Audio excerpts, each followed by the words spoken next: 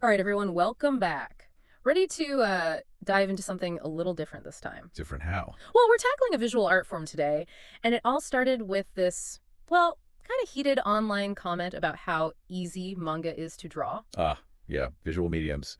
Always deeper than they seem at first glance, right? Exactly. This commenter was like fiercely defending manga, saying those simple lines everyone thinks are so basic, actually, they're crazy hard to pull off. Makes sense if you think about it. Yeah. Like imagine trying to draw a hand, a whole hand with just a couple of curves. How do you even... It's like those super minimalist sculptures, right? One single line, but it's got to convey the entire curve of a shoulder, the weight of the... The emotion of it all. Exactly. Or think about haiku, trying to get so much meaning into just a few syllables. Mm-hmm.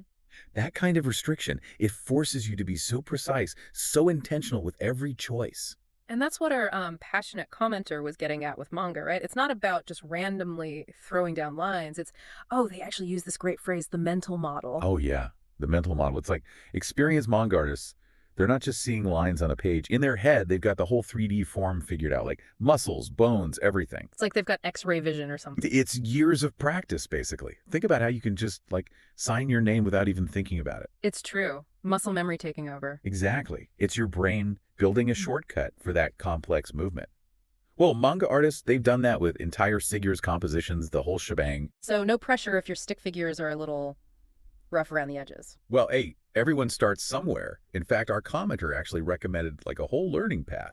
Start with skeletons, basic 3D shapes, and gradually simplify into the manga style. So kind of like learning the rules before you break them. Exactly. And, speaking of amazing mental models, have you ever seen the work of Kim Jung-gi?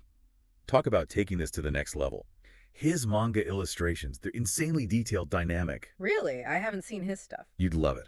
His work really highlights just how much you can do within this style, how much detail and depth you can create, even with those simplified forms. So all you manga fans out there listening, are you starting to see those drawings a little differently now?